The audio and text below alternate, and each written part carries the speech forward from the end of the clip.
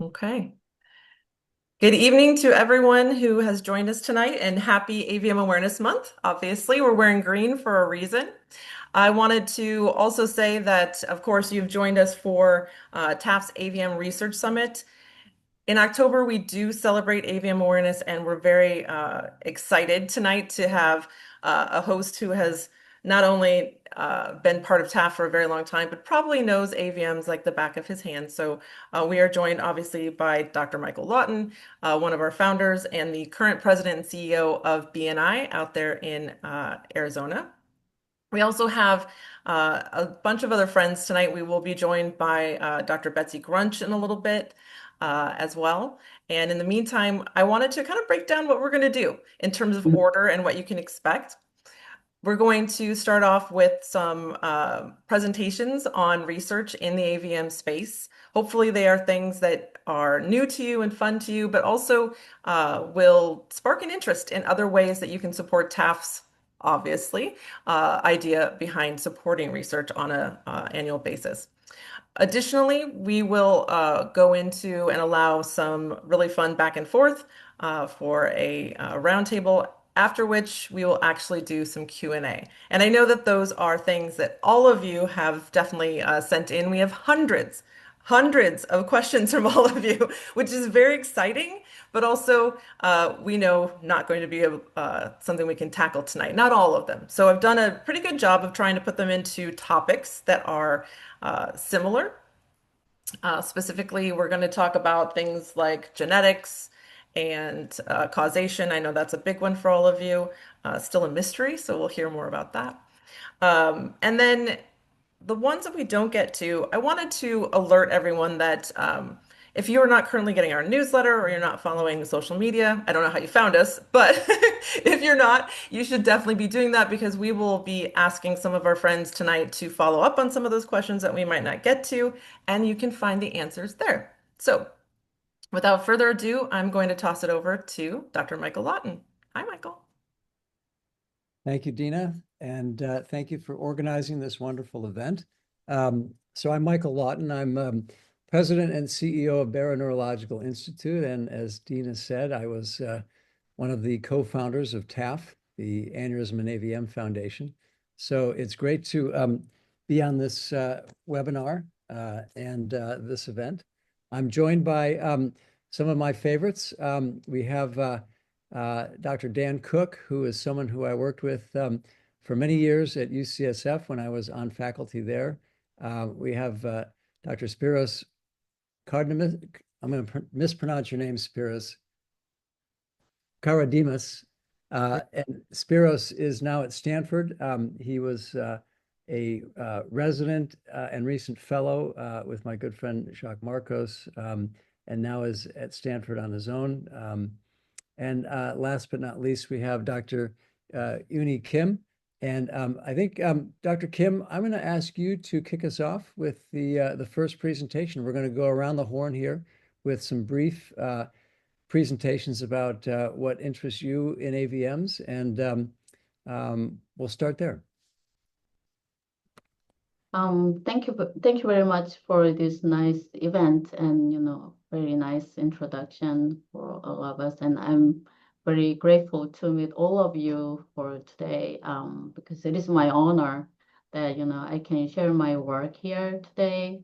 Because I received the grant in 2021, the TAAF, which I just started my brain AVM program, research program in my career. And so I was pretty new and I'm still new, I feel like.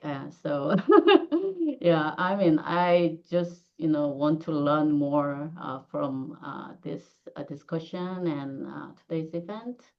And yeah, I would like to have more like advice from you. So, okay, so I will start from my work. So I'm gonna share my presentation. Can you see my my slides? Looks Can perfect. you see? Yeah. So today's talk will be based on, focused on the project that I received the grant in 2021. This is actually developed by there.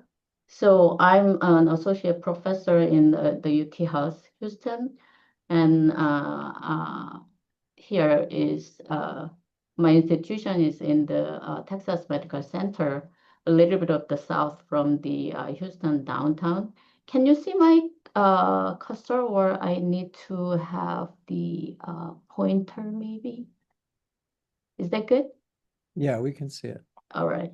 So yeah, here's my institution, and nearby there is the MD Anderson, Baylor College of Medicine, and Rice University right across the street. So it is pretty good environment to do the research and a lot of good collaborators.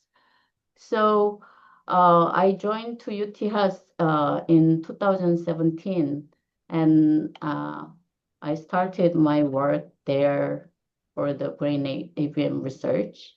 And when I started this research, the first thing that I thought about is I need the animal model because I'm the preclinical researcher, and to do the mechanism study, I need the animal models. And at that time, it wasn't very clear what is the cause of this sporadic brain AVM, which is the major cases of the brain AVMs. So I tried to get the animal model from the already PIs who already have the established the animal models, which is induced by the HHT gene mutations, such as the endoglin and ALK1 mutation. While I'm doing that, this paper came out showing that the high frequency of the KRAS mutation in the brain AVM tissues that resected from the human patient, and it was brain endothelial specific, and it wasn't detected in the blood.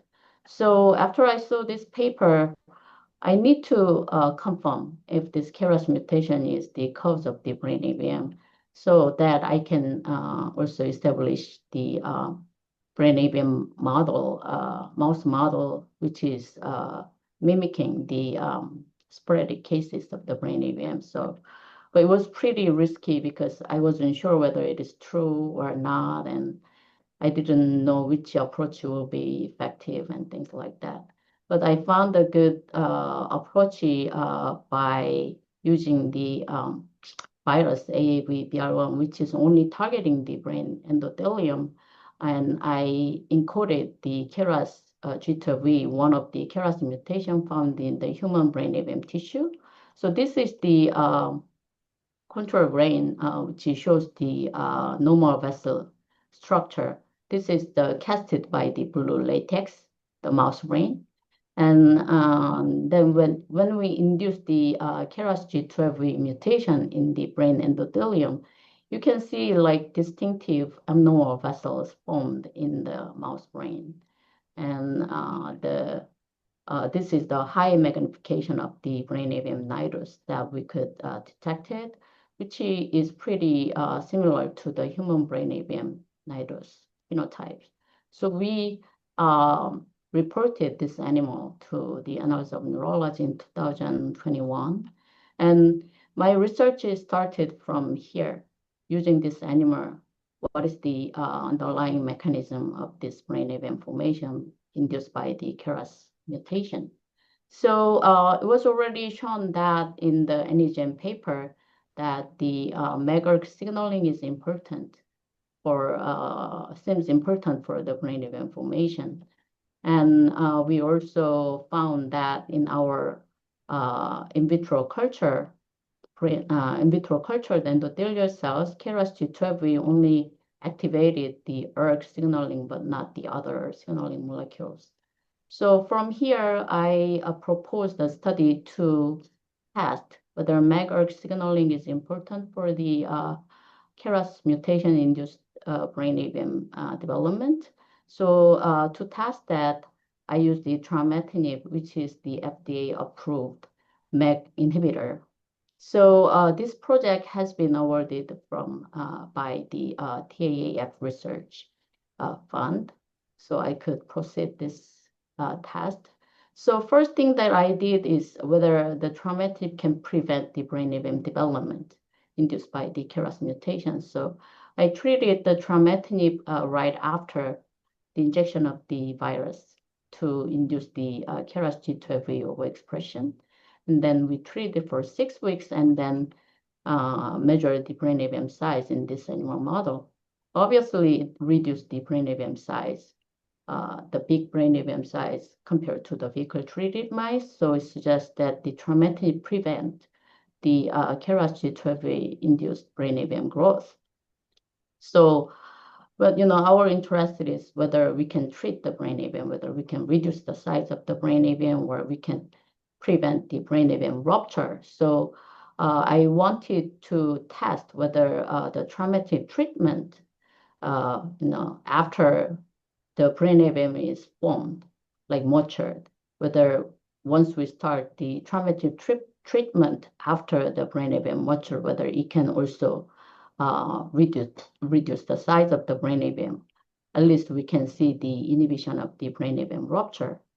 So we treat the trametinib 10 weeks after the AAV-PR1 injection.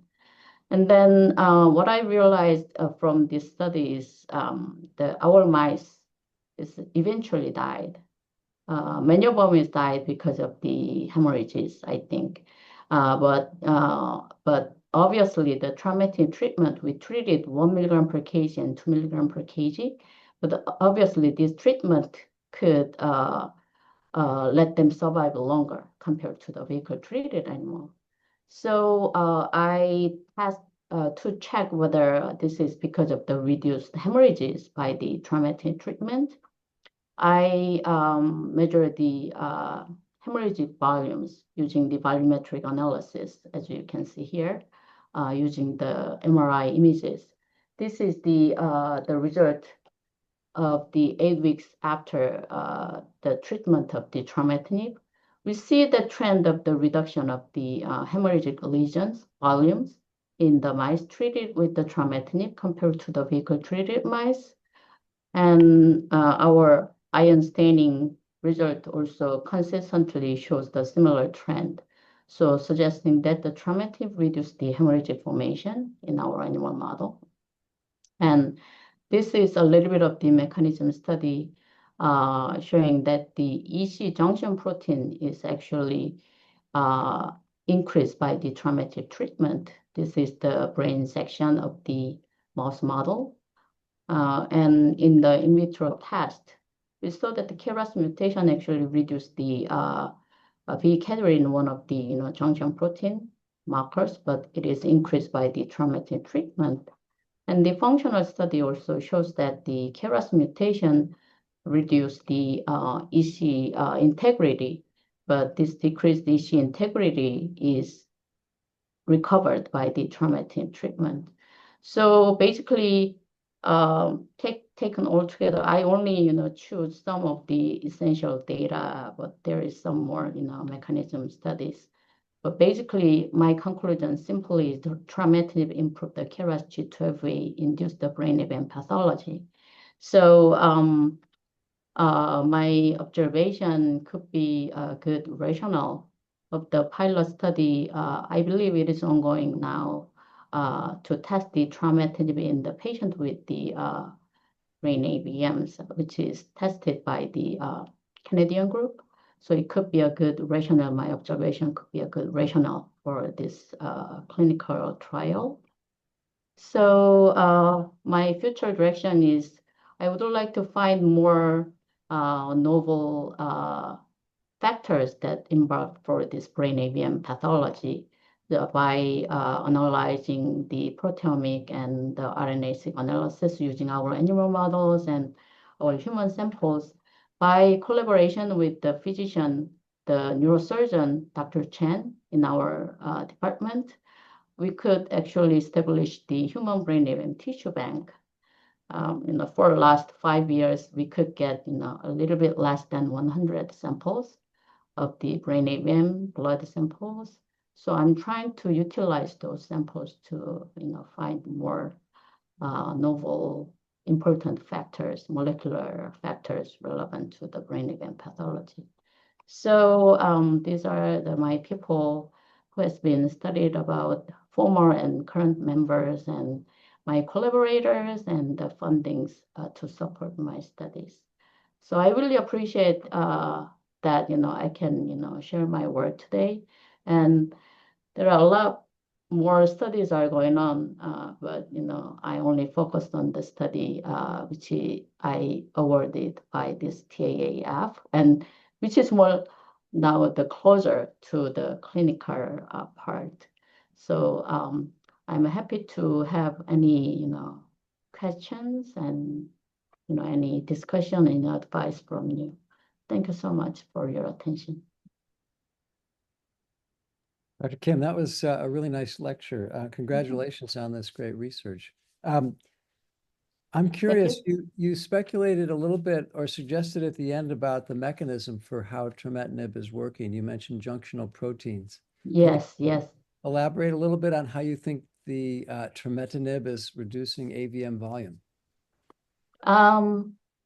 I actually, it is, I have to think about my animal model first, because my animal model is like that we overexpress the KRAS G12 mutation. So it is overexpression. So it is like more exaggerated animal model. So I want you to keep in mind for that matter. But for the mechanism wise, I'm actually interested in the endothelial to mesenchymal transition. The reason that I focused on the V-cadheridin is that is the junction protein is relevant to the endothelial to mesenchymal transition. I don't know whether you are familiar with that, but endothelial to mesenchymal transition is the endothelial cell acquire the stem cell-like behavior. So it has like the higher motility and it lose the junction proteins, so that by doing so, it can make newer vessels, but at the same time, it can lose the EC integrity. So it will be relevant to the higher hemorrhagic formation in the brain AVM. But by the traumatic treatment, I think it is reversed by the MEK-ERK inhibition. So this kind of process can be also relevant to this better EC integrity and BBB integrity by the traumatic treatment. That's what I'm thinking for now. One of the mechanism. And how do you envision using a drug therapy in AVM treatment? You mean not just for the traumatic, so like in general? You mentioned trametinib, so we can just stick with that. Like, where do you think this is going clinically? Because my study actually support that the trametinib can like prevent the maybe prevent the brain AVM rupture by enhancing the BBB stability. So from the the case study that people already doing in Canada, they already treat the trametinib to the brain AVM patient, I believe. And there is the study has been done for the extracranial AVM patient has been tested, treated with this trametinib for a long time, but there was no like adverse effect, like severe adverse effect. But for the extracranial AVMs, compared to the extracranial AVMs, the brain AVM patient has to be more careful to test the the drug effect. including the trametinib. So although we have this good results that, showing the stability of the BBB, but to test to the patient, I think we should have some more like supportive data to that this treatment can be safe to the brain AVM patient. But when I saw the study from the stroke conference that people tried the traumatic to the brain AVM patient for like several months, they didn't really see the adverse effects. So I feel like it is pretty promising.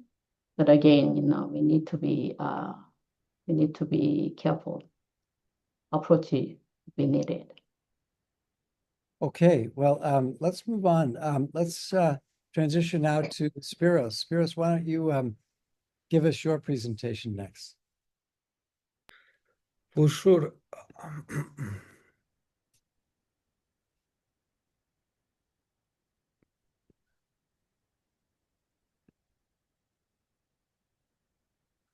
Can you see my screen? Yes. Okay. Okay. Hello, everyone.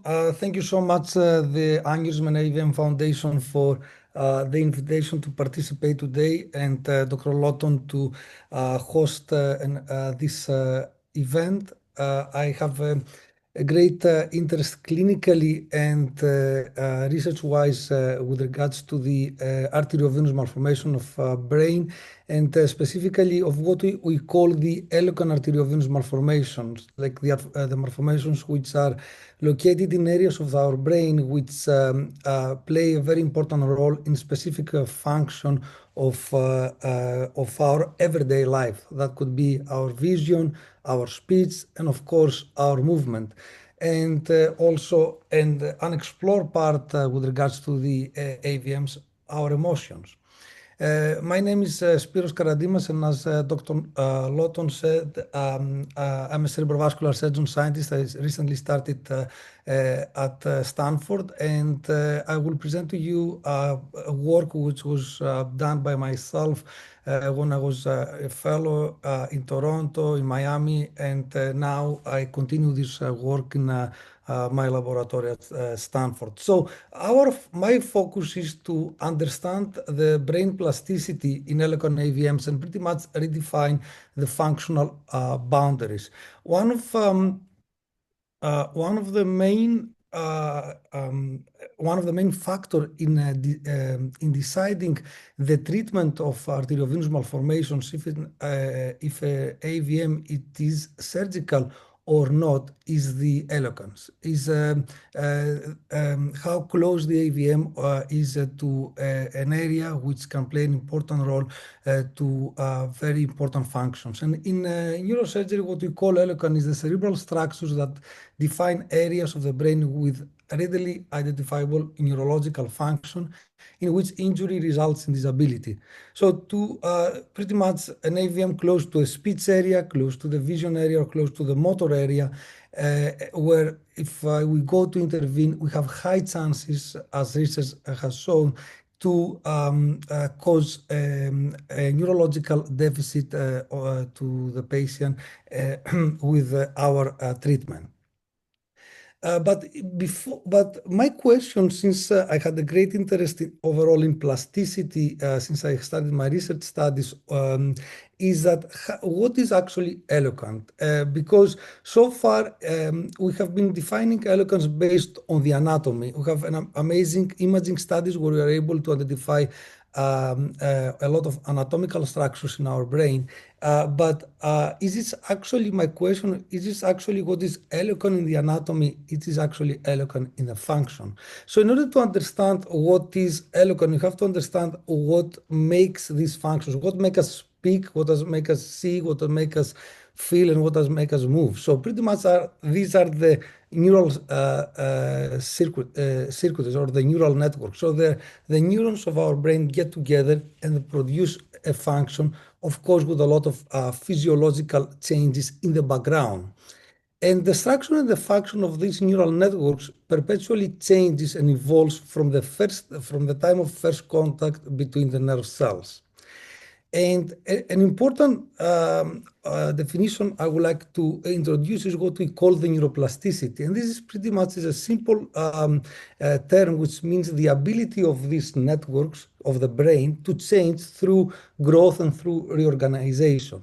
So our brain is programmed to work in a certain way, but when it's exposed to certain environmental factors, certain diseases, has the ability to grow and reorganize itself.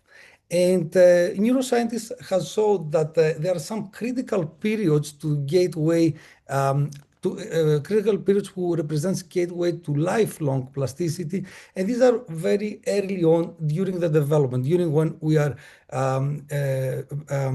embryos in the uterus of our mother, and as we grow. And all of us, we know that most of the AVMs, the majority of the AVMs are congenital, they're developmental diseases. So my hypothesis when I put all this data together is that probably the AVMs, because it's not like the tumors or stroke, which are diseases of the adult, they are developmental diseases. They can exhibit significant developmental plasticity. And if we are trying to map and understand how brain can change indeed in the presence of the AVM from very early on during development, then we can understand better if actually the area where the AVM is eloquent, or there have been changes in the brain which might allow us to make an AVM less risky to either operate or intervene in any other way. So I believe that the AVMs, it's a human model to study developmental plasticity. And of course, it can help us by studying this developmental plasticity, can help us to understand better the brain, number one, but also significantly decrease the risks of our treatment to our patient by individualized our decision. So I want to give you, I will not get into too much of details. I will give you a few examples when you start doing these studies on these patients. And these are patients, patient one and patient two, both of them, they have arteriovenous malformations in what we call, in the occipital cortex, what we call close to the visual cortex in both patients. And interestingly, both patients had normal vision.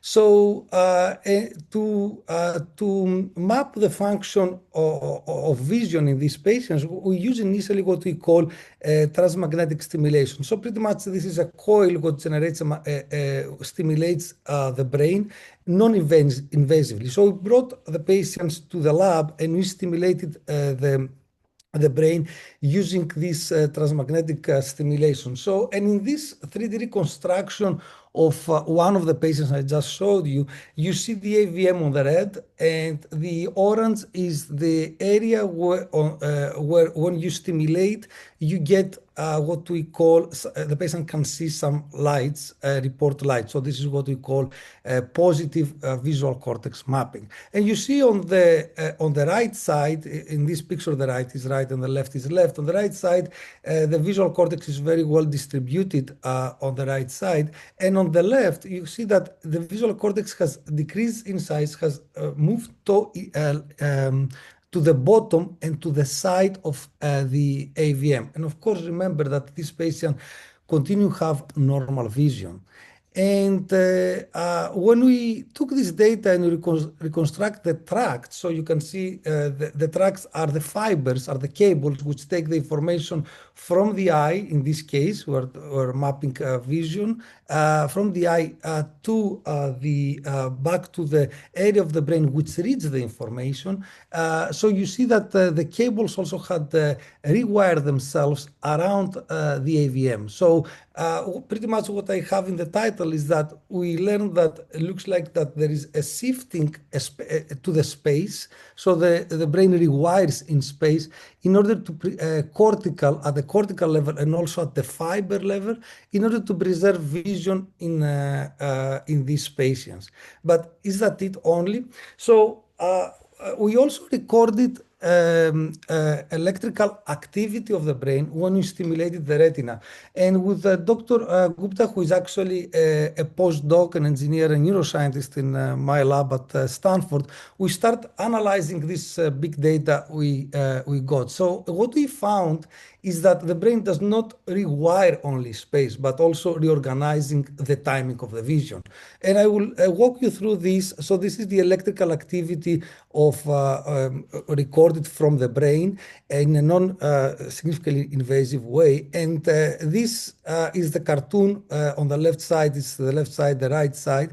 And at the 0 second is when the patient sees a stimulus on the eye. And usually what is expected to happen, both sides of the brain should respond at the same time. But as you can see, the left side who has the lesion responds first. And then when the time of the processing of the higher order processing of the information happens, then the right side, the activity on the left side drops, and then the right side takes over. So pretty much what we have here is that the brain reorganizes the timing and the order of the reaction to a stimulus.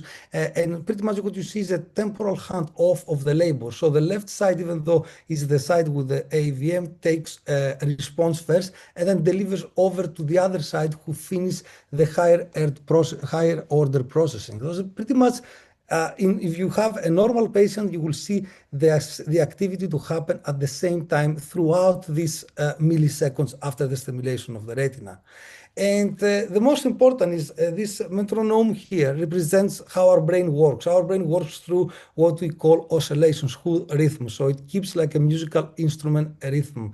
So, and when we look into the rhythm, when we look into the frequencies of both hemispheres, both sides of the brain, the left and the side, so you can see immediately after the stimulus we put on the eye, which at the 0 time here, then the rhythmic activity starts on the left side, and then eventually the rhythm passes on to the right side, to the normal side. So the brain keeps the rhythm, even though there is a significant distortion on the left side, keeps the rhythm and let it pass from the one side to the other with certain mechanisms in order to keep its rhythm and keep the vision synchronized around the AVM.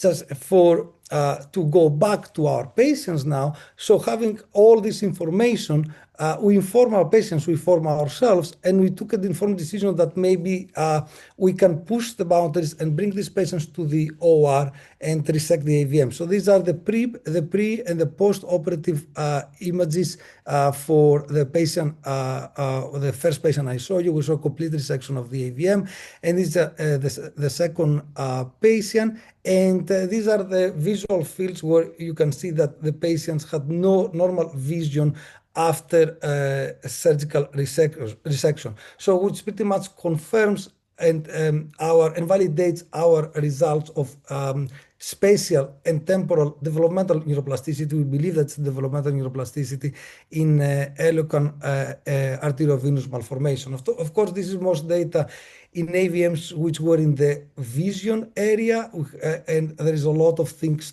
more to happen in arteriovenous malformations in other areas which are important for different functions of the brain.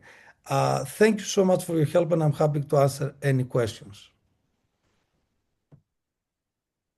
Excellent, Spiros. Really nice work. Can you just speculate a little bit on what you think determines plasticity? Like, we always talk about it as if it's going to provide this enlightened understanding of what the brain's doing. But like, how do you actually understand plasticity? Is it growth of neurons? Is it the synapse formation? Like, when you think of plasticity, where does that lead you? Yeah, thank you so much for this question. I think that the field has gone through, even from spinal cord injury, from stroke, now in the arteriovenous malformations, a lot into the plasticity. And I think it all depends, first of all, on the timing of query injury on the central nervous system.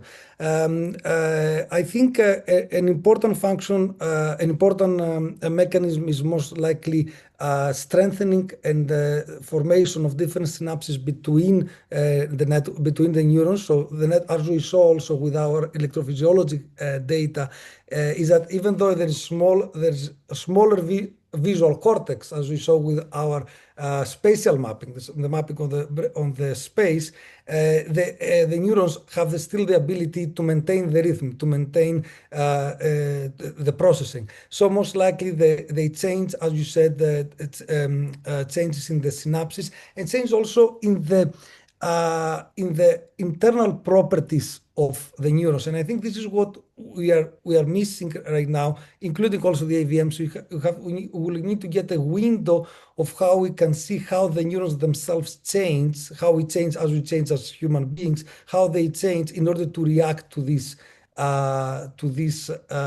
injuries, to these different events which happen during the life. So I know this is a tough question and you're going to have to speculate, but when there is plasticity around an AVM and you see movement of some function away from its normal anatomical position, what do you think? How does the brain know whether to move the function a gyrus in front or behind, or whether it translocates it to the other hemisphere? How do you see that one? Yes, that's a great question because, as I said, most of the work, the initial work, was on visual AVMs. Is that in the occipital AVMs, the AVMs on the visual cortex, we saw a consistent pattern of the brain going to the low end of the AVM and to the side.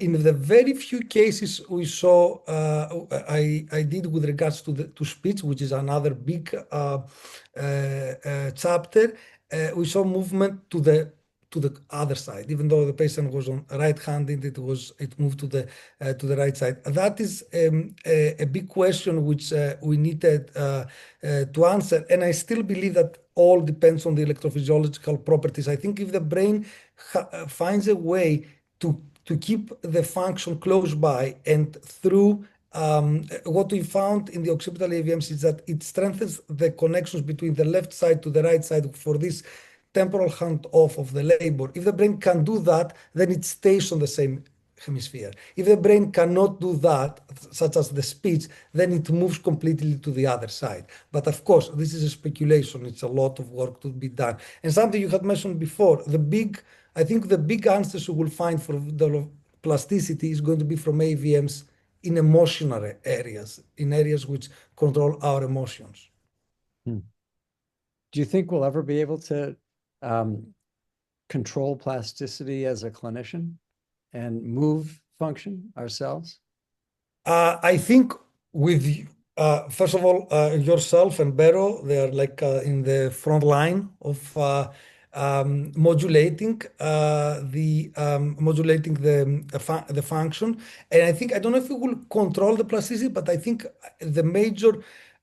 my major goal, or the major goal, I think, of the community for the next years, it will be to understand plasticity, identify targets better, and then know better of what we should stimulate or inhibit, or better how to intervene. Like instead of just going to the motor cortex to stimulate the motor cortex to move the hand, but we will probably need to understand better what changes after an AVM, what changes after a stroke, and then we go and intervene with engineered and a lot of neurotechnology. More, what I'm trying to say is that our interventions will have to be more biologically informed. Great. Well, thank you, Spiros. Wonderful talk and great research work you're doing.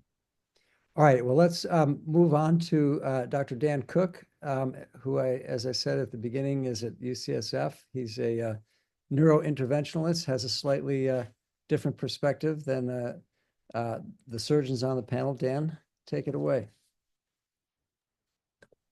Yeah, thanks, Mike, and thank you to Dina and the TAAF group to putting this together. Everybody can hear me? Yes?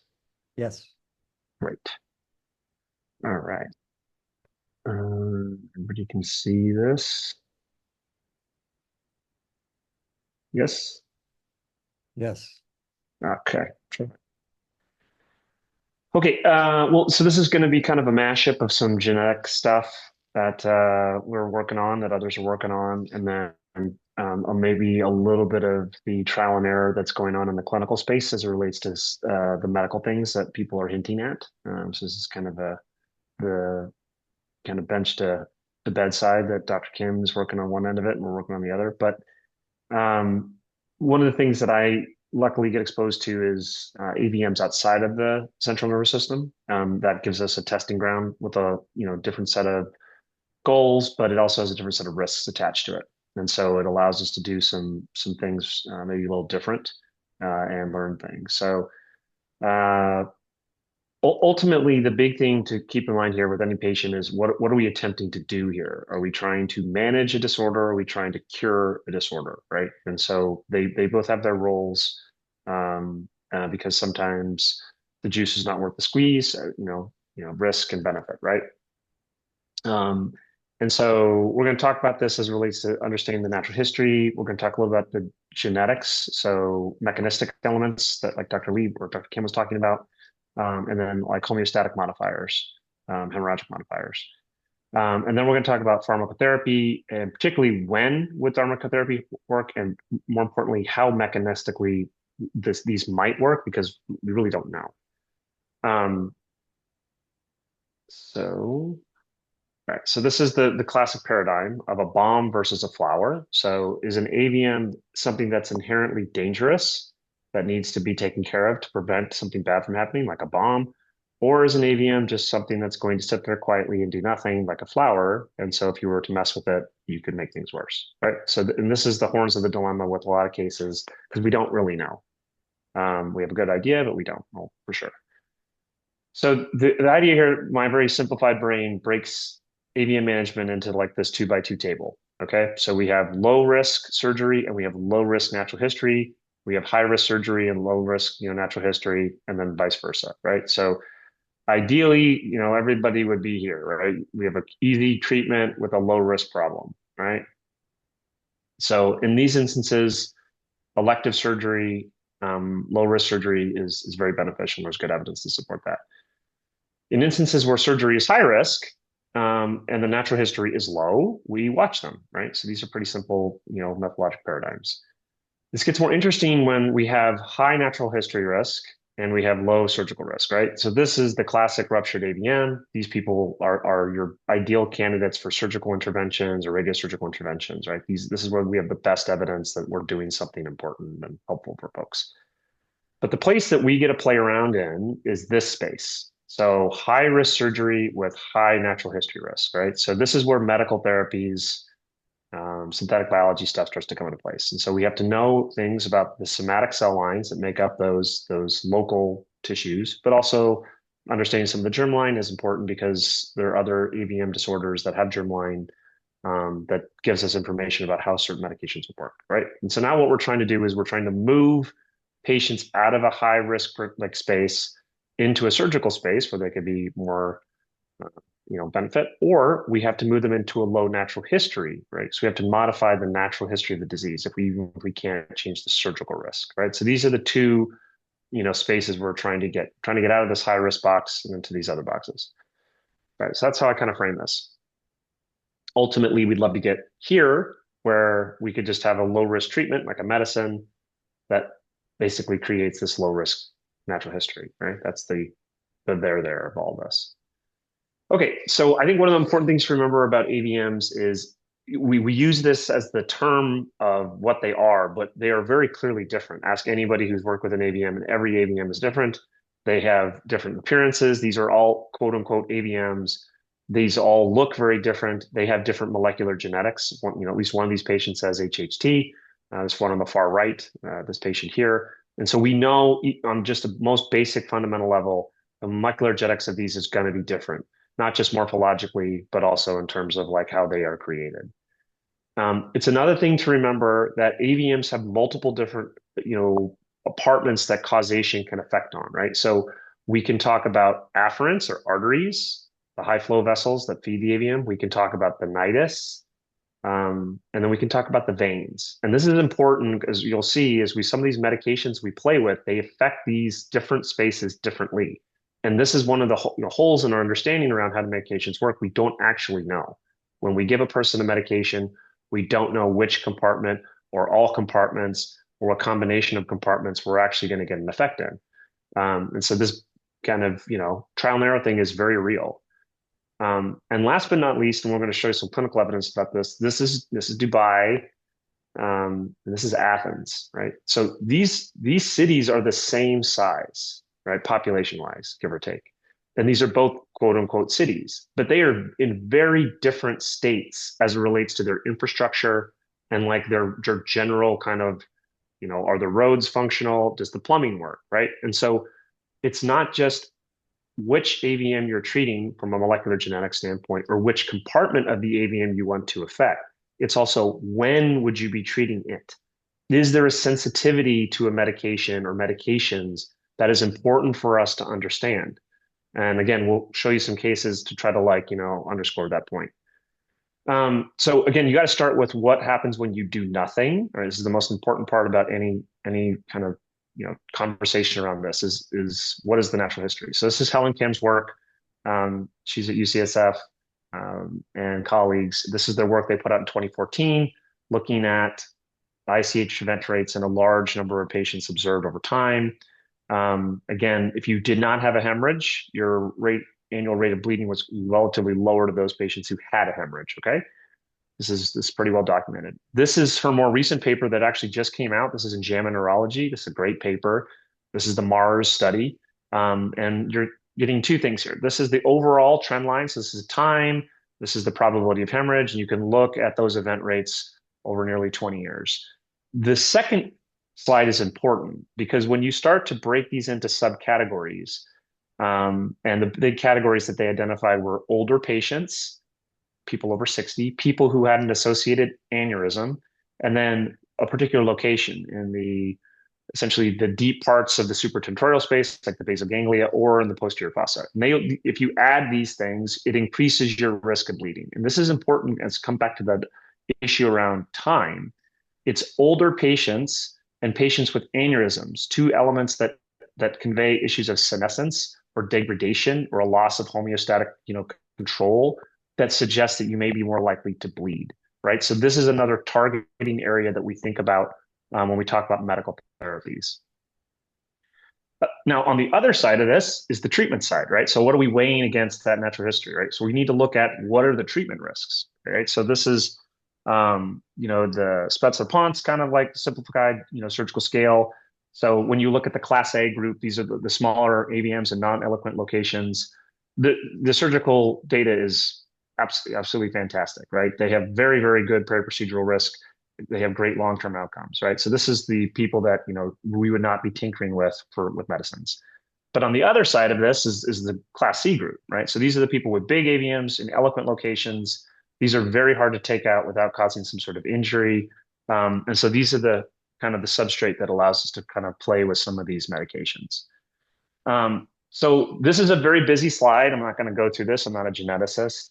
Suffice it to say, the idea that there are multiple pathways we now understand that influence how genetics come about or AVMs come about is myriad, right? So up here, we have our HHT population, the major canonical genes that are involved in that pathway.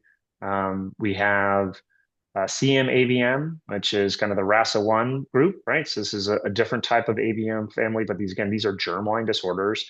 But most of the AVMs that we talk about, the work that Dr. Kim was talking about, that's really RAS-based. This is the sporadic group. This is the RAS kind of family.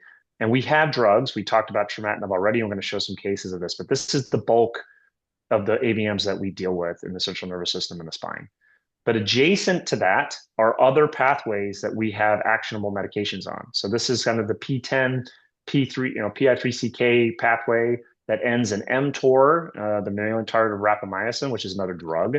And so we can play with these medications, and I'll show you some examples of these to try to modify the natural history of an AVM. So this will be a recurring theme as we move through the talk, because a lot of our decisions are based off of this knowledge because we don't have genetics on everybody.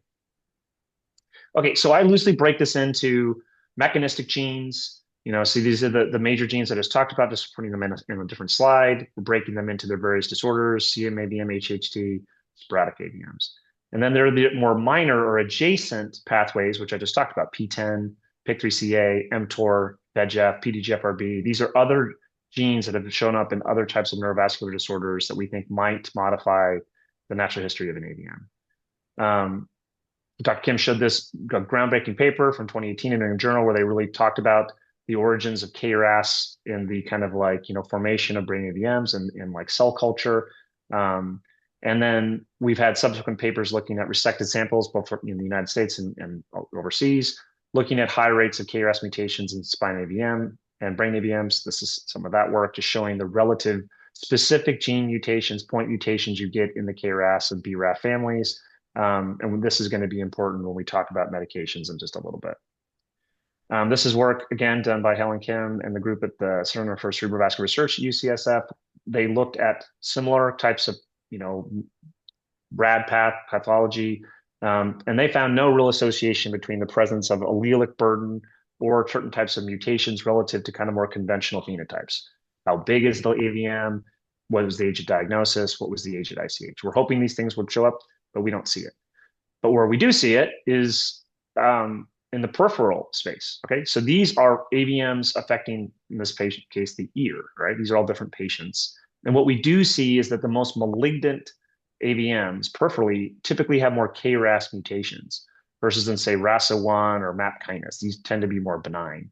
So most of the mutations, or like at least the majority in the CNS, tend to be of a KRAS variety. So again, that shades where we might start first with the medication. And so this inspired work, to treat patients. This is actual data from that paper, that New England Journal paper, showing the ability to rescue the phenotype in cell culture by adding the MEK inhibitor mechanism, or trametinib, to a cell culture line that had a KRAS mutation. So this information informed this work. So this is a patient that we treated at UCSF and are continuing to treat at UCSF, who had a very large chest wall AVM, and in addition to spinal cord AVM that had ruptured multiple times. He was doing very, very badly, and ultimately we tried to treat him with the trametinib, the MEK inhibitor, and lo and behold, this little spinal cord AVM here with a little flow-related aneurysm. This is what this looked like. This is on angiography. This is CT.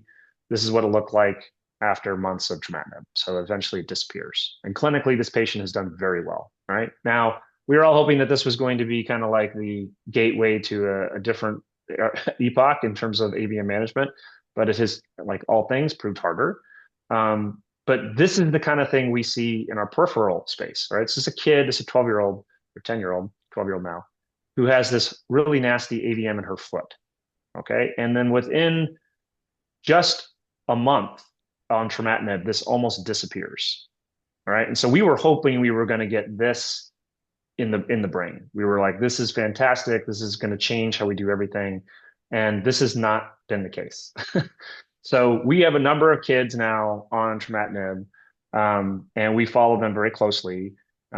This is a couple of them, just showing their midline AVMs. And what you're seeing here is these kids have been on trametinib for 6 months, and there's absolutely no change morphologically in their AVMs, right? They didn't rupture, they didn't cause strokes, but they also didn't change the AVM in any meaningful way. Now, important to remember, these kids did not have hemorrhage. These kids have not undergone radiosurgery.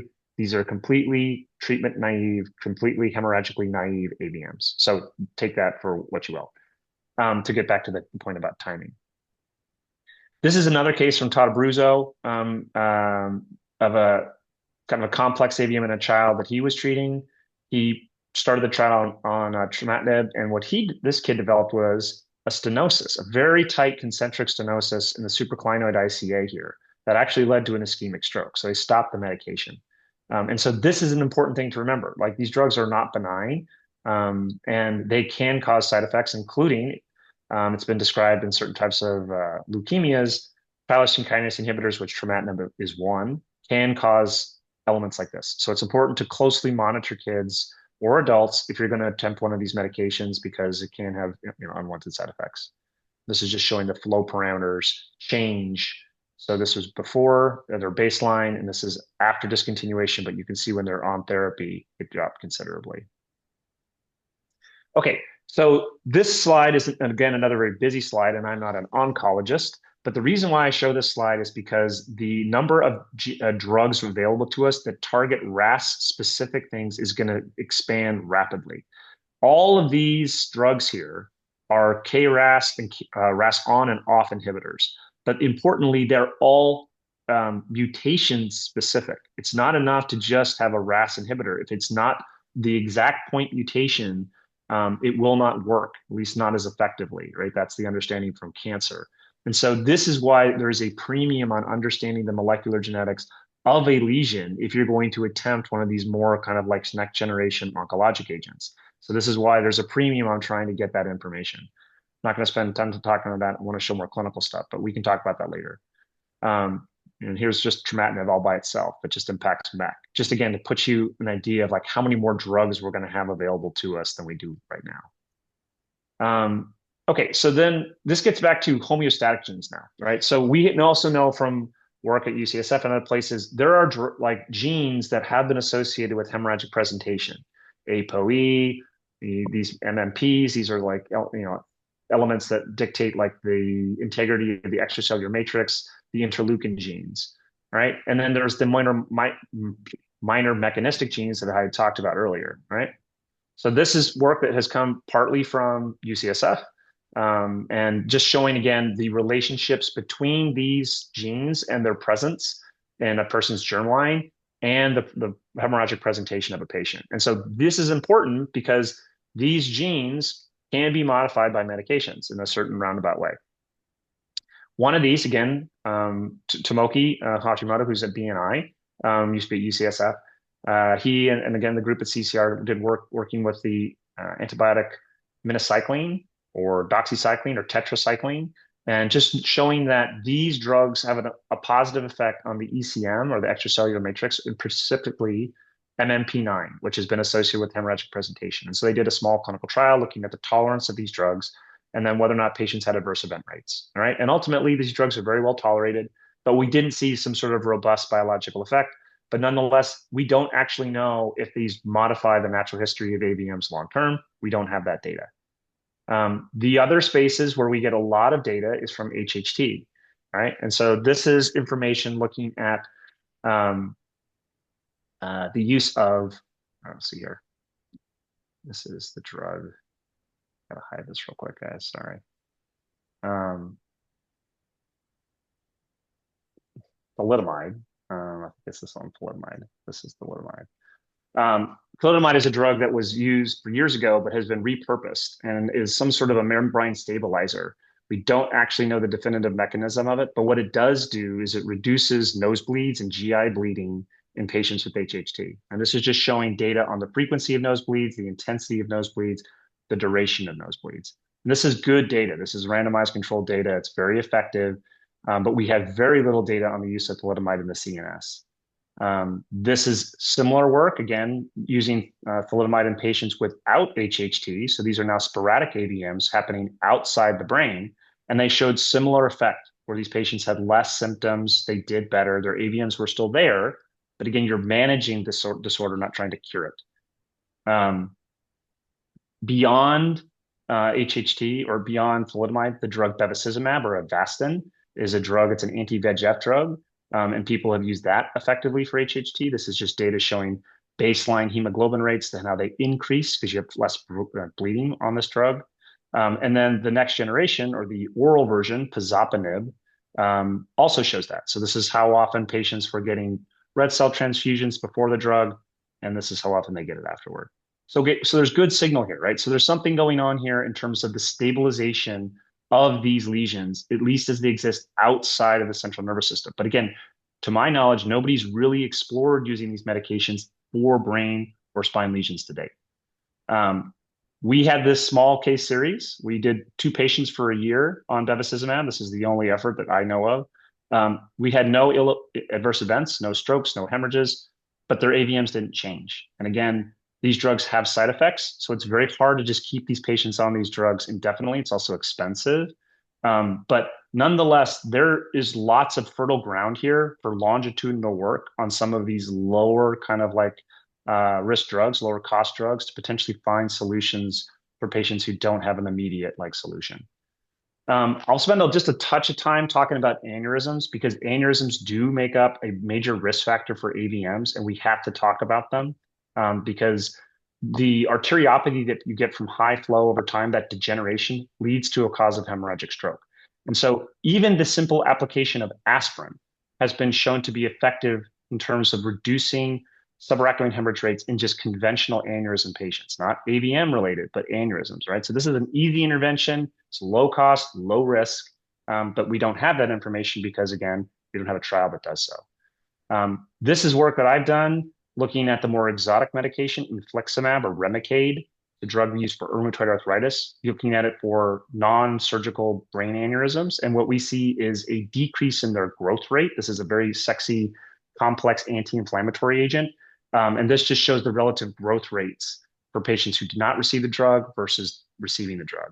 And again, this is another concept around stabilization or causing AVMs to get into a quiet state if we cannot definitively treat them.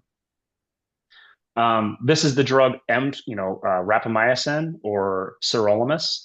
This drug is interesting because it's been effective for certain types of seizure disorders in patients with things like Sturge-Weber or other types of things, and it affects seizure loci. And so this is very interesting because it also has cross effects on vascular biology. And so this is another space that we're looking to explore as we look for alternatives for things.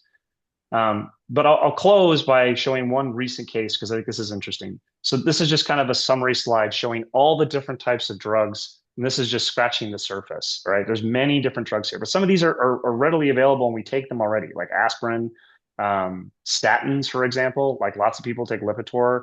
There's mixed data on how those affect stroke. But again, they do affect genes that we know have like some role in terms of the hemorrhagic potential of AVMs. But I want to highlight this drug, alpelisib. This is a newer drug to the space. This is a drug used for breast cancer that we now have approval to use for certain types of vascular malformations. And this is a case we had just last month. And this is interesting because PIK3CA related things has thought to be largely related to things like lymphatic malformations, venous malformations, combination things like clippertron A. But like this is a very interesting active kind of like gene in a lot of different vascular like elements. But it's also very, very often involved in cavernous malformations, okay? This is a paper that just came out looking at how often these mutations were found in specifically midline and brainstem cavernous malformations. And so this opens this idea of, can you use some of these drugs to modify other vascular anomalies in the brain? And based off of information like this is a patient that we saw last month at UCSF. This guy, he's younger guy, he's in his 20s, 30s. He has this AVM that's ruptured multiple times. He's had radiosurgery. And what you're seeing here is parasitization of a vein in his forehead. So this AVM actually moved through an emissary vein through his frontal cortex, and he had this pulsatile vein here in his forehead. And so we tried him on trametinib, and he wasn't able to tolerate the side effects. But we tried him on alpelisib, and within 6 months, this disappeared. And this is what this angiogram looks like. All right. So this is his angiogram. This is in the venous phase. You can see all of this stuff. This is a couple years ago before he was on this drug. And this is what it looked like in September. So this stuff just regressed. It just went away on its own. And we don't know why. Like we have a guess because again, PIK3CA looks like it leans more toward venous pathology, but we don't actually know why this works this way. This is what the nidus looks like. Back in 2023, this is what the nidus looks like in 2025.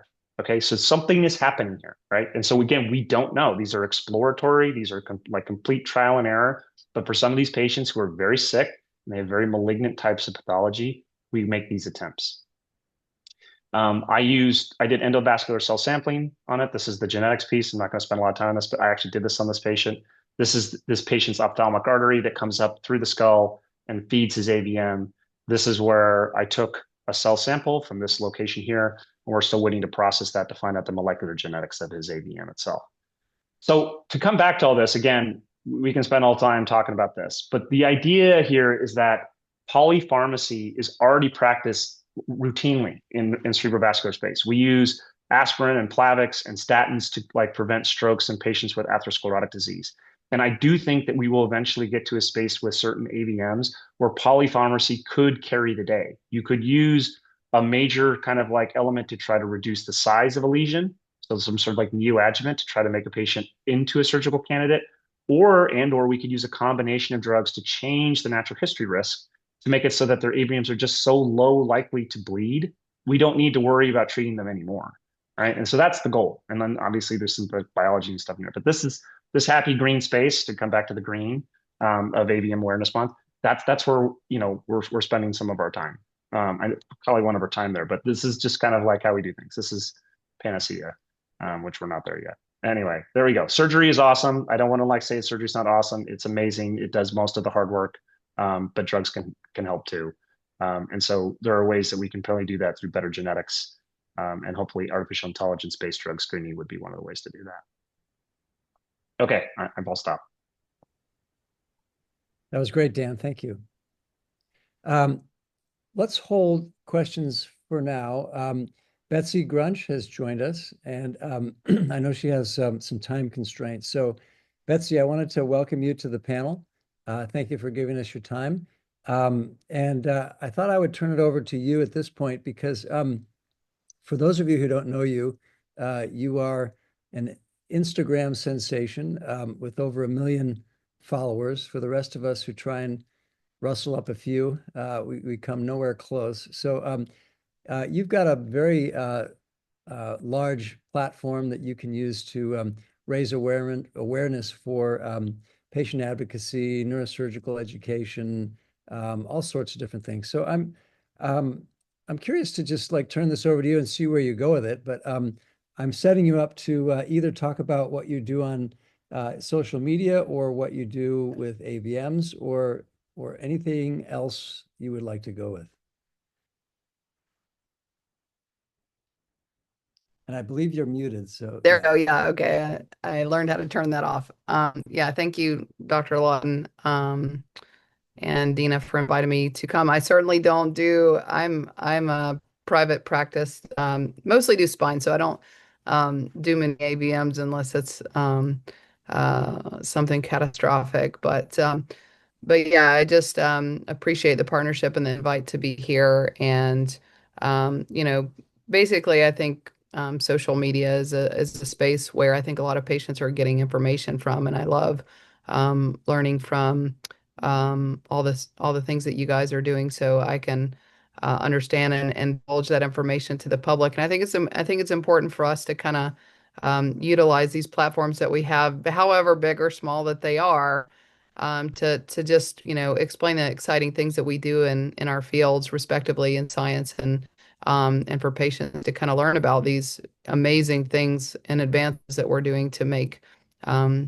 things accessible for patients, and just so they understand what options they have. Because I feel like a lot of patients, may have the ability to come to UCSF and get amazing care and newer things, but a lot of people just don't. I think it's just really kind of important for all of us to understand and utilize the different resources we have to learn more. So I gather that your why in doing what you do is about patient education. That's sort of what you touched on here first. Just talk to us a little bit about like where you see yourself going with this. You've got a huge following. People clearly like what you're giving them. Where do you want this to go?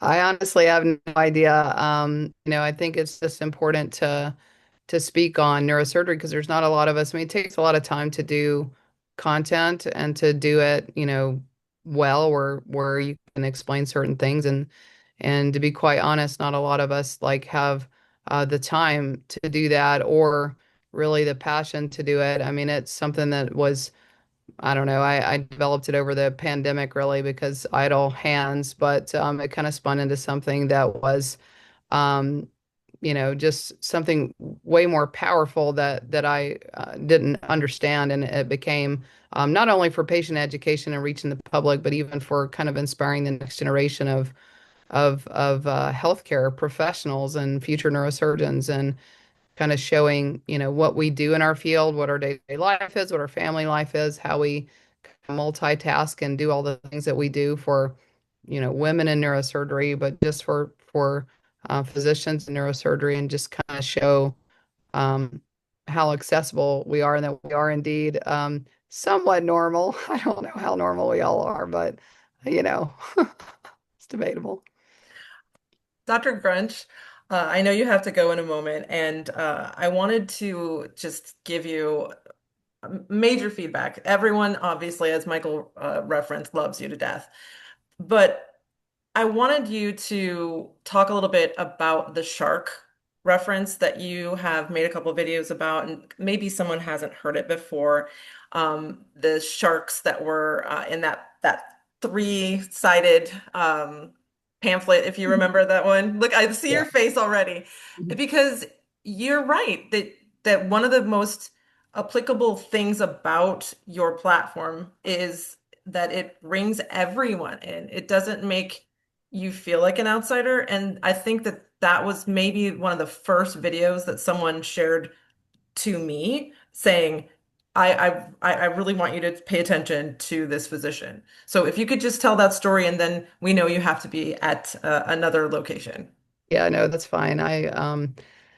Yeah, so I don't know. I mean, I trained at a really, prestigious institution, and I don't think it has anything to do with that. It just kind of has the whole perception of like residency training in neurosurgery and in other specialties is not really unique to neurosurgery, but just kind of this whole like idea in healthcare now, as we're trained as physicians and as surgeons, of this like kind of philosophy that we have to like kind of outdo each other. And the reference was made in my internship, general surgery internship. So I just want to say that this is nothing particular to our neurosurgery department, because I feel like my training was outstanding. This was more to our general surgery department. And like we were taught that, it's like you're up against the sharks. And so if the sharks who are the tending to you bleed, then you kind of want to like know that there's blood in the water and you need to leave. And so it was taught us this like kind of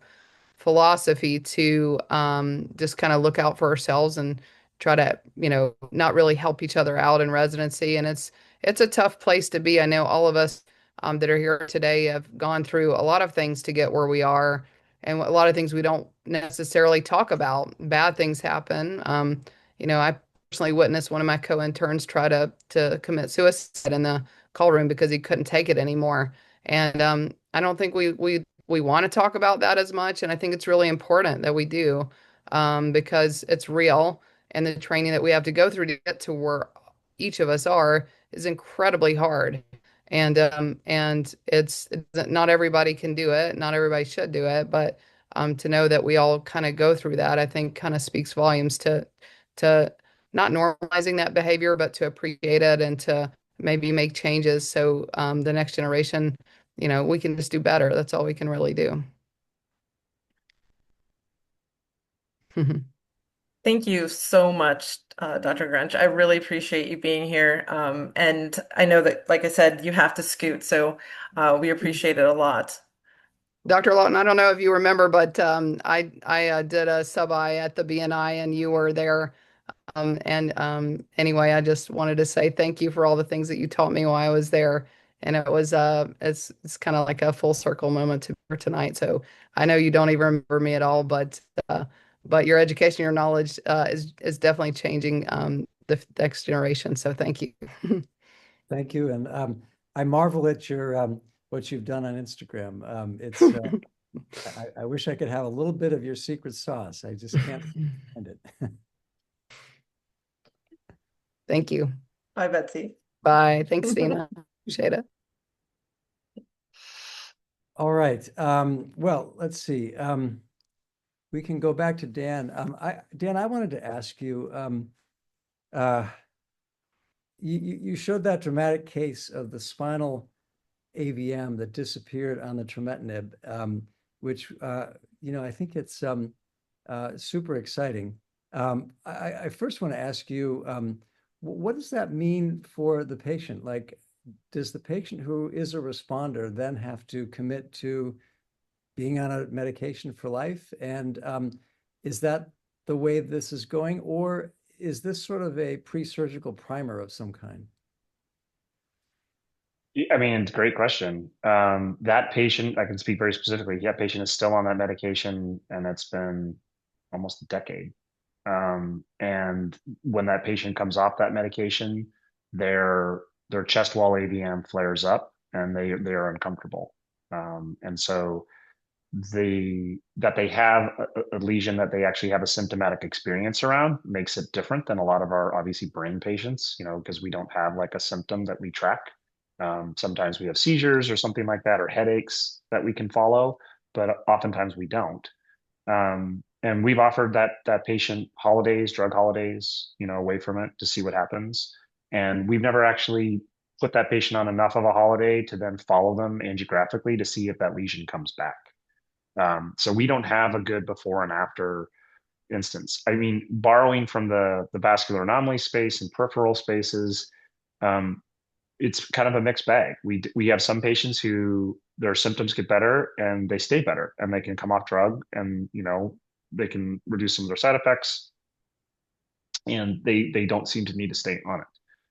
The AVM experience is a lot newer. We don't have as many patients who have been on therapy for a reasonable amount of time to be like, well, now we have time off of them and see what bounced back. But certainly for other types of vascular anomalies, we definitely see patients who get better and kind of stay better, which is great. One other question. I was curious, the difference between the spinal responsiveness and the brain responsiveness is alarming. Any thoughts why the brain is seemingly more resistant?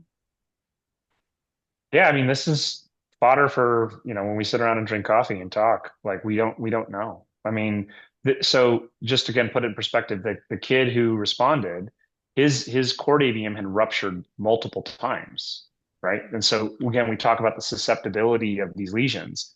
The cases that I showed you, those pediatric brain AVMs, those kids have never ruptured. They've never had treatment, right? And so it raises the question, is there a better way to do this? Should we be like treating these patients who have hemorrhaged? Maybe they are more susceptible. Maybe their blood-brain barrier is differently activated. Should we treat patients who are in their gamma knife period or their radiosurgical period, because the radiosurgery changes the blood-brain barrier? Like these are open-ended questions. We don't know. And this is, we talk about this, all the time. Like, should we be offering this to a different population than just the patients who, just have progressive neurologic deficits? So I don't know if it's as simple as brain versus spine or hemorrhage versus non-hemorrhage. I actually don't know. But I do think it's a very interesting problem to solve, because then it starts raising the question around like these same things that we deal with, like with tumors, as you know. Can we modify a blood-brain barrier in some non-invasive way to make them more like, susceptible to a medication? So it's a very open space. I don't want to call it fast and loose. We are definitely not fast and we are definitely not loose, but it is very kind of like permissive in terms of the creatives out there who want to try new things, and really engage with, what it takes and how long this takes to do this stuff. Great. Well, we have a half an hour left, and we have 140 some odd people on the webinar. So I think, Dina, if it makes sense to you, I think what we should do now is just open this up to questions from the audience and see what's on everybody's mind while you have us here. I'm going to give you two that came in since we are low on time. Then we'll go straight to the ones that are physically here, because, yeah, there's just so many of them.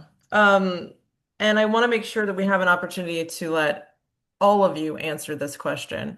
Okay, so the question is, do you think there will be research done on those that are in recovery or even post-stroke at any stage regarding neurofatigue? Rightfully, there is so much priority set on preserving life during an emergency, but it feels like there needs to be an equal amount of attention paid to the quality of that life. The question again is, do you see a future in research about neurofatigue? Yeah, it's a vague symptom. Obviously, for all those who have undergone a stroke, an aneurysm rupture, an AVM surgery, what have you, the fatigue is real and it's profound. I would say that there's not the kind of research in that space that we see in these other more basic sciencey areas where, there are animal models and pathogenesis and drug pharmacokinetics and there's just less interest and probably significantly less funding for that kind of research. So I think the science is moving to the parts that are I think a little bit more intellectually exciting and less to the parts that are more maybe clinically really important and relevant for the suffering patient. So that's my take. I'm happy to open this up to the others.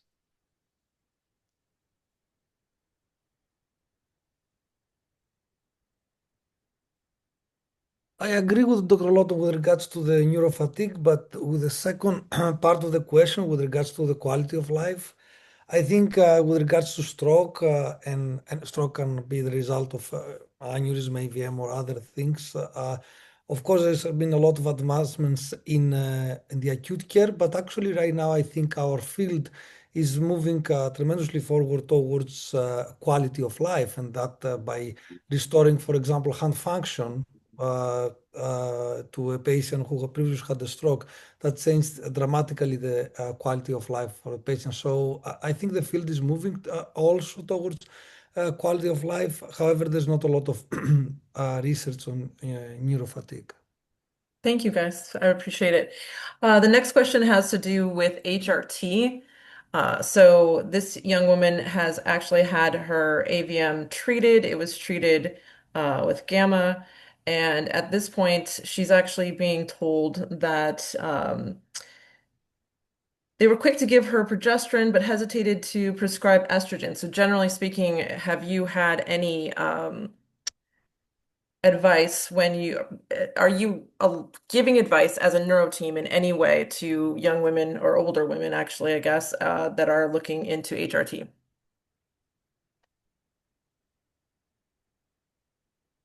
Who would like to take that one? I mean, I can speak just a little bit about the hormonal influence on vascular anomalies. We see big upticks in activity in the peripheral AVM space with puberty and pregnancy. And obviously, there's lots of literature as it relates to brain aneurysms and women. And there's some basic science around how hormones affect those things. And there's also some, interesting evidence as around pregnancy and having a BRAVIAN. I mean, you're on the other side of it now. Yeah. But to my knowledge, I mean, you guys correct me if I'm wrong. I've never read a hormone replacement therapy issue akin to those that people have worries about with cancer. I know that that's always been some of the issues with HRT is cancer risk, but I have yet to see it manifest on like a hemorrhagic stroke problem. But Yeah, I would echo that. I don't restrict patients who are interested in or on HRT and living with AVMs. I've not seen any meaningful proof that that's a problem. Very well put. Okay, so no meaningful proof. Let's see. We're going to go to those of you that are here and live and possibly go back and forth to those that were sent in. We've got Nicholas Oliver says, greetings from Rhode Island. I'm 46, male, diagnosed of 27. My brain AVM is in my left temporal lobe, abutting my left optic nerve. I'm treated with blood pressure medications and told that it's inoperable. Has the proposed medicine in this first presentation compared its efficacy to blood pressure medications? Well, first, what I would tell our listener is that one surgeon's definition of inoperable is not necessarily the absolute ground truth. And so, you have to realize that AVMs scare patients and neurosurgeons alike. And if a neurosurgeon who saw your AVM didn't feel like operating on it or didn't feel like he or she could do it safely, they might tell you it's inoperable, when another neurosurgeon who's done 1,000 might feel like it's straightforward. So I think this idea of second opinions, particularly for AVMs, it's really important. So my best advice to you would be to first challenge the inoperability of your AVM by sending it to another surgeon or a couple of other surgeons who have established second opinion programs like what we have here at the Barrow Neurological Institute, and get that second opinion. If in fact you do have an inoperable AVM, one that would cause great harm if it were surgically tackled, then yeah, I think it might be of some interest to talk about alternatives, which might include gamma knife radiosurgery, reevaluation for surgery after the 3-year latency window of gamma knife radiosurgery, or if it's truly and forever inoperable, then some of these more experimental drugs. Question from that was sent in. What scans can actually detect microbleeds? Yeah, well, the best is MRI, because you can see what we call evidence of old hemorrhage. That's actually somewhere between a rupture and a microbleed. A microhemorrhage, you can just see microscopic deposition of iron and inflammatory infiltrates around the margins of an AVM. What we call an EOOH, evidence of old hemorrhage, is a little bit more than that, maybe a little encephalomalacia, an old clot cavity, something that gives an indication that there's been some hemorrhagic activity. So MRI is really the best way. There are other more sophisticated ways that involve nanoparticles that carry iron or agents that track to iron in the tissues that can illuminate that extravasated blood.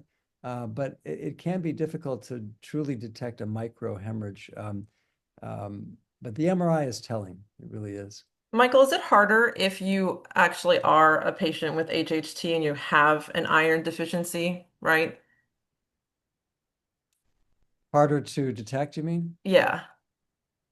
Well, I think the HHT patients, yes, it is harder to detect both the AVM and bleeding from the AVM, because many of the AVMs in the HHT patient population are what we call micro AVMs, smaller than normal, sometimes the size of a grain of rice. And so if you can barely see the AVM, you're really going to struggle to see the microhemorrhage. Yeah. Yeah. Thank you about that. Are there any updates on MEK inhibitors for spinal AVMs? Dan, that's right up your alley. Yes, sir. So since our publication, I've certainly consulted on a few of these. I have yet to see a patient who's been on therapy now for any extended period of time. So there's no, at least to my knowledge, no case series that's been published since.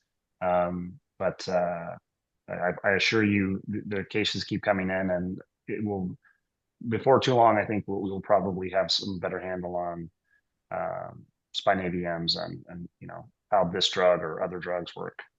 But no, as far as I know, there's no big update to share yet. Thanks, Dan. Let's see, from Christina Santos. Can I get your opinion on this? My son had an AVM and aneurysm rupture when he was 17, senior in high school. He suffered from debilitating headaches since he was 10. We visited many neurologists and also had 2 MRIs, which his AVM was never detected. His AVM was in the basal ganglia, slightly to the left. Do you think his headaches were caused by the AVM? He had his AVM resected by Dr. Abla and has not suffered from headache anymore like he did. He has probably had 5 in the last 7 years total. So the question is whether or not we think that original debilitating headaches prior to resection were caused by the AVM. Well, headache is another one of those very general symptoms, and we all get headaches, and not every headache is caused by an AVM rupture. But that said, AVMs do bleed, AVMs do have microhemorrhage.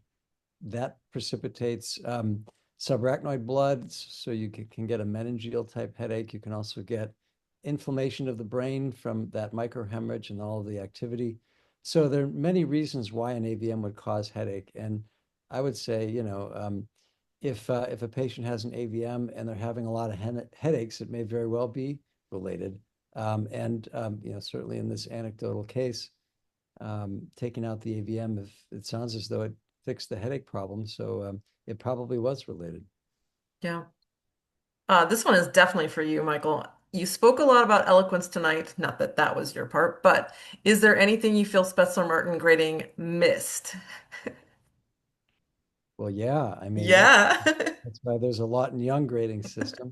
Maybe they don't know. Dr. Spetzler's gets tossed around a lot, so perhaps you want to talk about it a bit. Yeah, so um, basically, Spetzler-Martin grading is a way for neurosurgeons to look at an AVM, categorize it into 5 different categories, and then use that categorization to predict surgical risk. And so it's sort of a crystal ball, one of the earliest and maybe one of the better ones for predicting risk. And so it's become really commonplace. It's part of the lexicon of AVMs. And so, yeah, we all use that.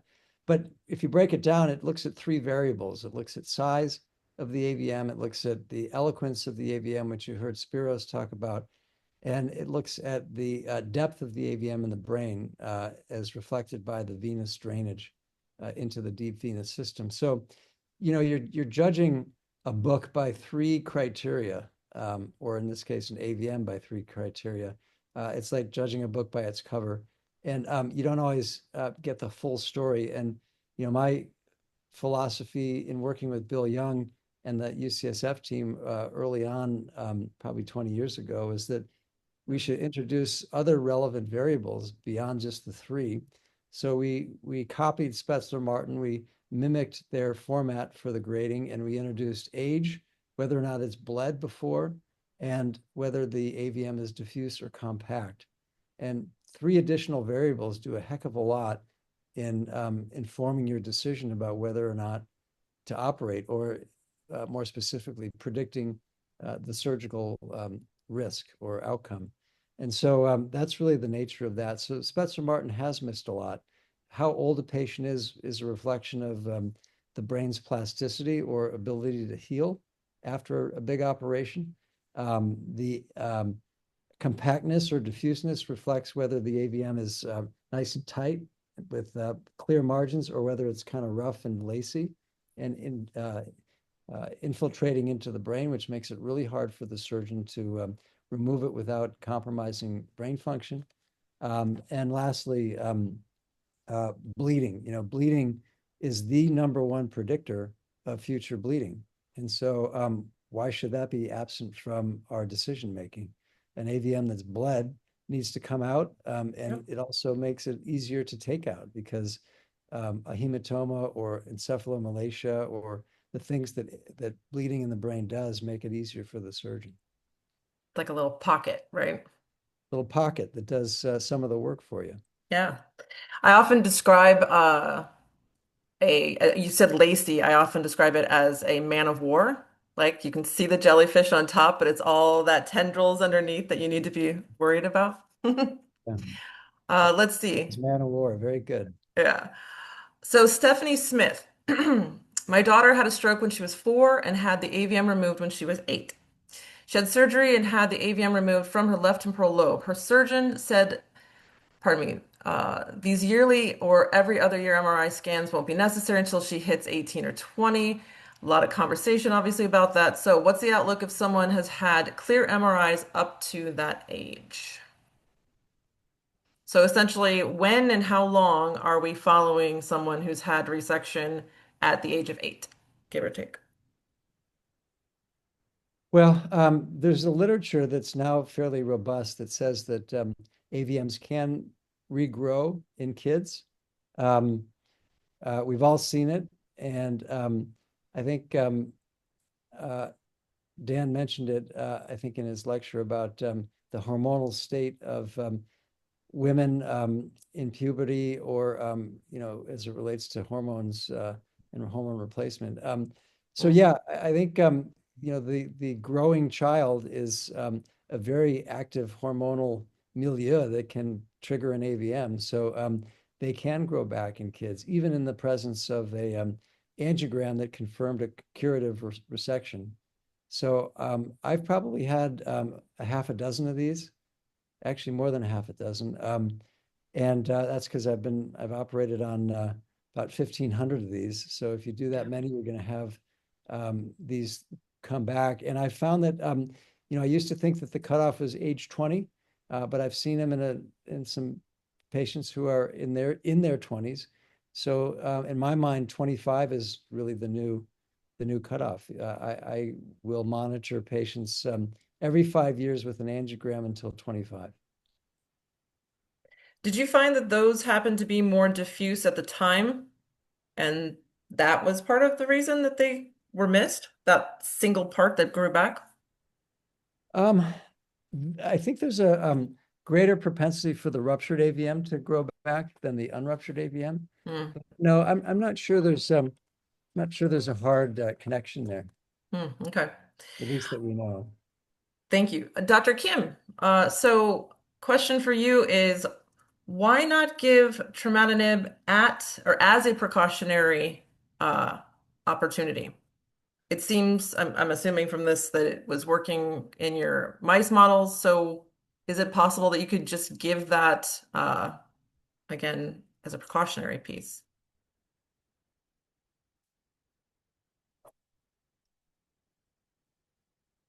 You're still muted.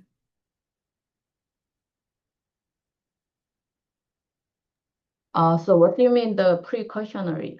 So I'm not 100% sure since I'm just reading it, but I'm assuming obviously before rupture and to ensure that it doesn't rupture.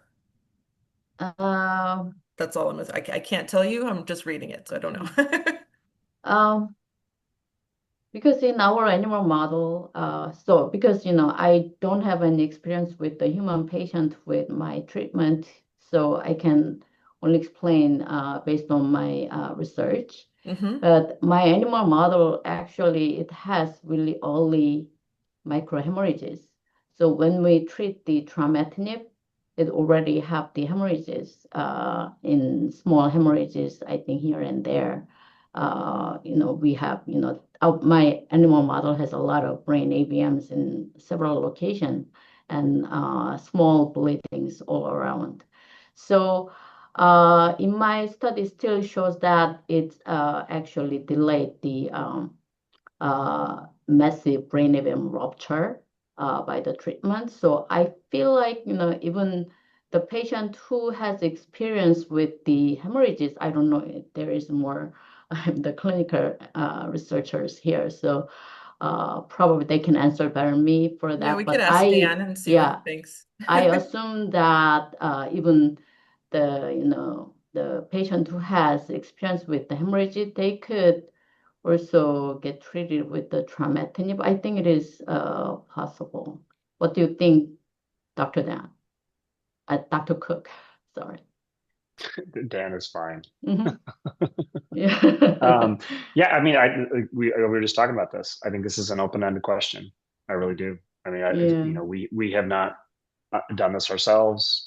This is why we all talk socially, because sometimes you learn things from your colleagues that hasn't made it to the publication yet. So, but I think it's a great question, and certainly has a lot of logic behind it. If it's just gotta find the right case to attempt it in. All righty, let's see. We've got Mabel. When it comes to recurring AVMs after surgery, is there a higher chance for AVMs that were diffuse? Oh, that's literally the question I asked. Sorry, Mabel. Let's see. Going on to, oops. Let's see. There's so many of you. I appreciate it so much. What are the risks associated with resecting an AVM with Gamma knife instead of removing it?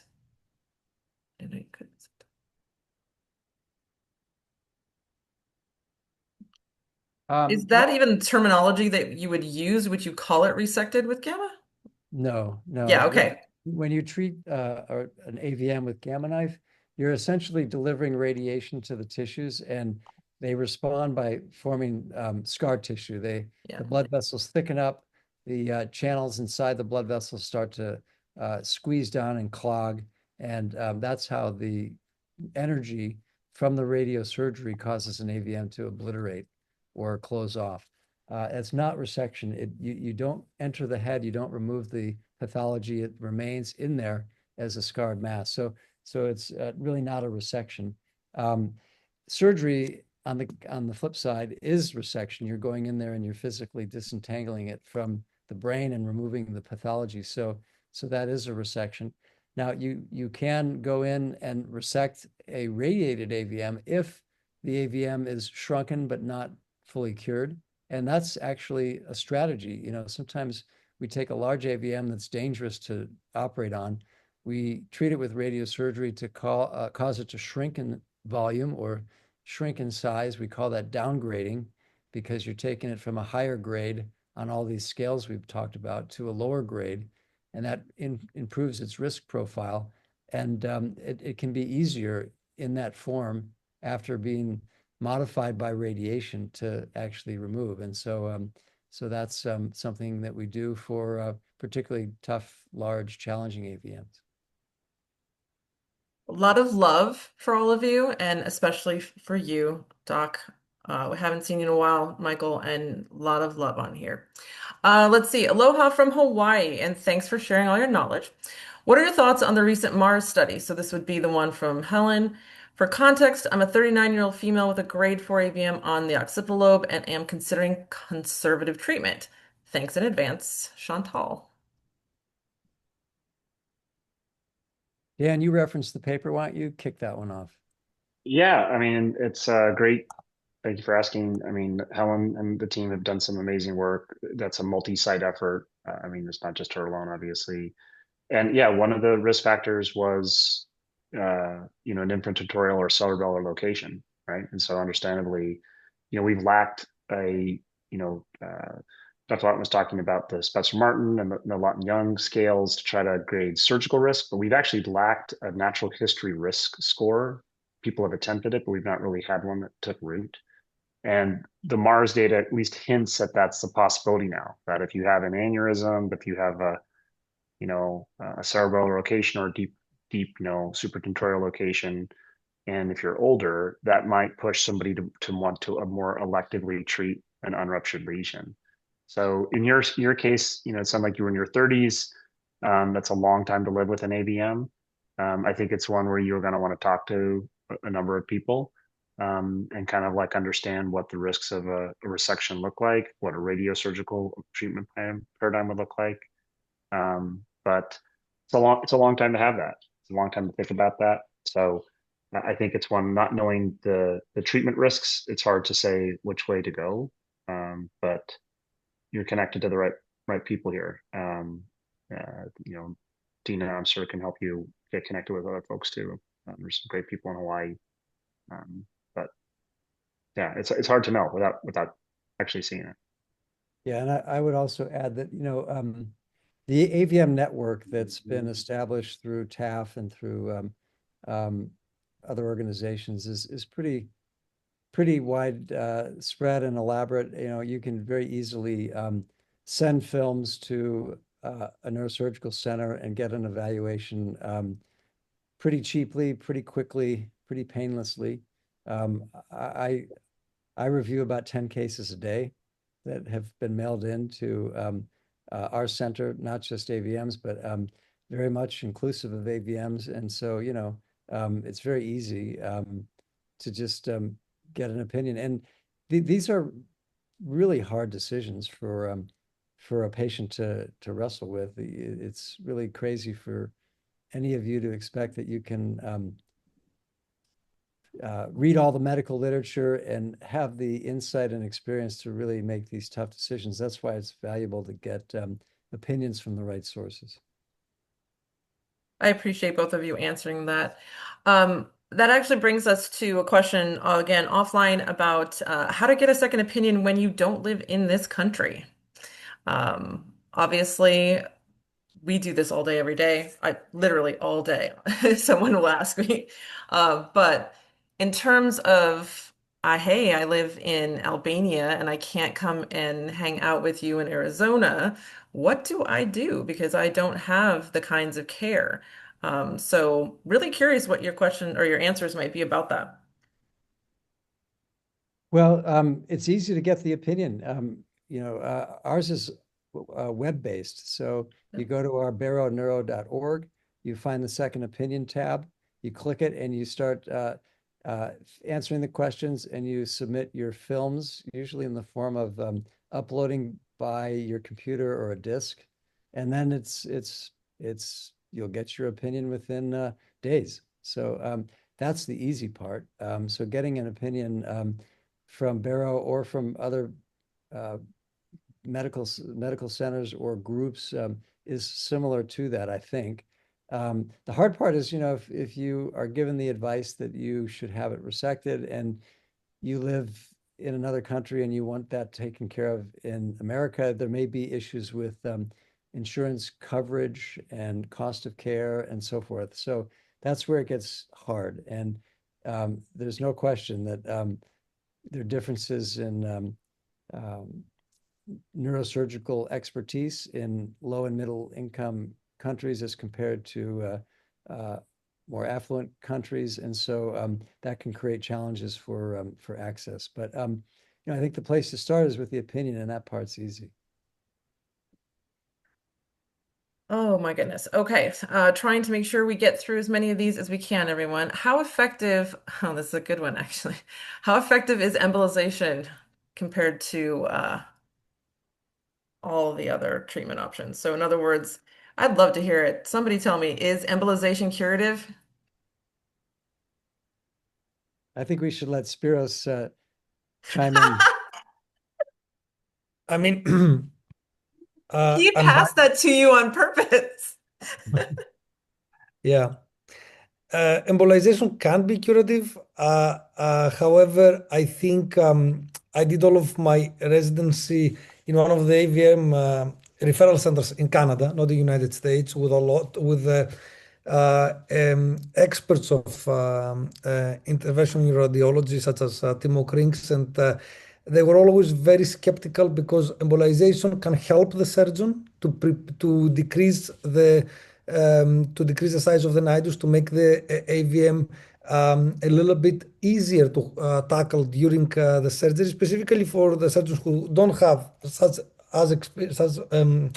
a lot of experience like Dr. Lawton with these cases. However, embolization carries its own risk, and it should be a balance we have to strike with regards to how much we use it, how often we use it, and what is the purpose of that. If an AVM can be cured endovascularly, sometimes it's possible, but again, needs a very careful approach to that. I think from my experience, where we actually present this data in the coming meeting of around 450 surgically treated AVMs, I think that center pre-embolize around 15 to 20%. Because you have to remind that it is an endovascular, it is a minimal invasive access, but it's not a minimal invasive with regards to potential risk which can be associated. Mhm. Thank you, Dr. Karadimas. I appreciate your answer. Michael, do you want to answer that one? I would agree completely with what Spiro said. There's no question that endovascular embolization has value. I think there's an art to selecting the right cases. I tend to Good word.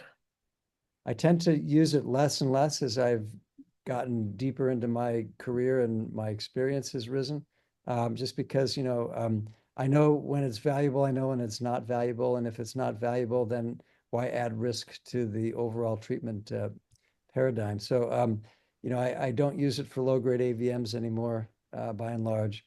I use it for high-grade AVMs. I use it for feeders that are deep or inaccessible to late during resections. I rarely embolize with the intent to cure. I think it's better thought of as a surgical adjunct rather than a alternative to surgery.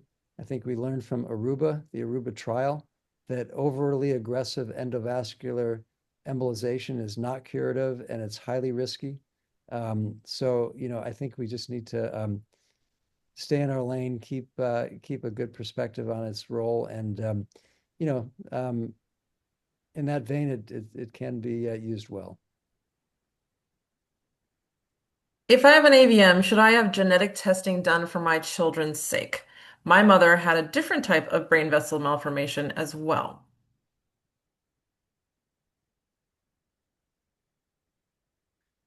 Well, I don't know that genetic testing with a positive family history is all that meaningful. I think a better screening tool is really not necessarily what your genes are, but whether you have an AVM or not.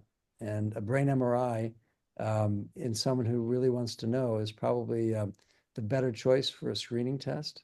If you've got an AVM, chances are a brain MRI is going to pick that up. So that's really, I think, the piece of information that the person wants to know. Dan Cook, are we at the point yet where AI can assess images better than physicians? So certainly in certain research capacities, artificial intelligence can see, for lack of a better word, things that like humans don't. It processes data differently. I'm not an artificial intelligence researcher per se, but there are certain domains where computers really are like very sophisticated.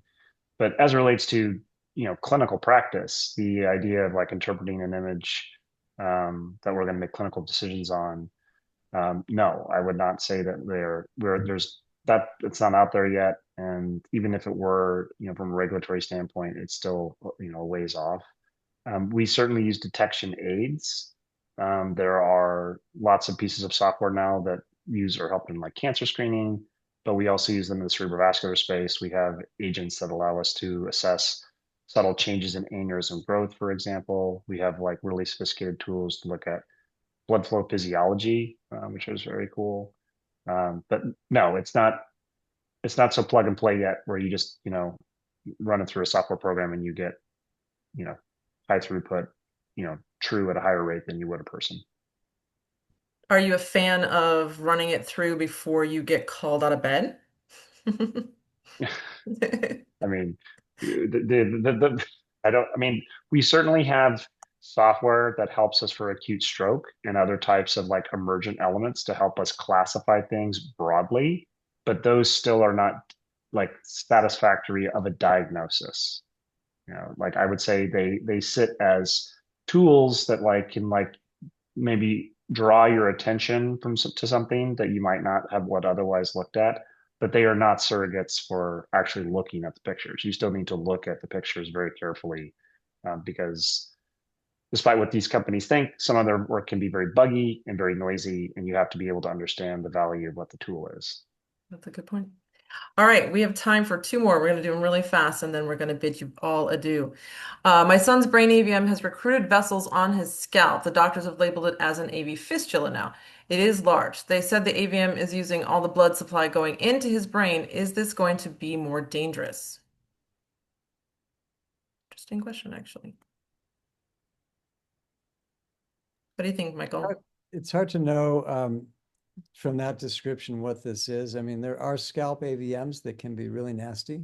They're called cirrhoid aneurysms or scalp AV fistulas. There are also dural AV fistulas that can be just under the bone and in the dura. They can draw blood flow from scalp arteries in a very robust way. Brain AVMs tend not to do that. Brain AVMs tend to draw their blood supply from intracranial brain vessels. So I would be suspicious that your son has some unusual non-brain AVM that is worthy of an angiogram and a proper diagnosis. Thank you. Last one. Dr. Lawton operated on my type 2 spinal AVM 3 years ago. Thankful for this successful outcome. Are there factors now that you are aware of that may cause a resected spinal AVM to grow back? There aren't any special factors. I mean, many of the same things we've talked about for brain apply to spine or spinal cord. If a So little the bit, age part too? not the age, Okay. we've noticed a correlation between pediatric spinal AVMs and recurrence, but they're so rare. I mean, I just wrote up my series of patients, and I've only operated on um, um, 1/20th of the number of brain AVMs in the spinal cord. So we just don't have robust enough data to really know the answer to some of these questions. But if you've gotten it all out of the spinal cord, it should be cured and it should not come back. And I think takeaway is don't worry about this issue of recurrence. You should savor the cure and live on. Well, on that note, that's a pretty good one. I want to thank everyone, especially and of course Dr. Lawton for hosting today. Um, I hope that all of you enjoy the rest of AVM Awareness Month. If you have additional questions, please send them to us. I'll do my best to get them out to everyone and see if we can get some general answers back to you. Also, a lot of these answers sometimes can be found on our website, so do go to taafonline.org where you can get some of those things. Of course, lots and lots of love coming in for everyone. Thank you for being here. Thank you for being with us, and have a lovely rest of your October. Have a good one.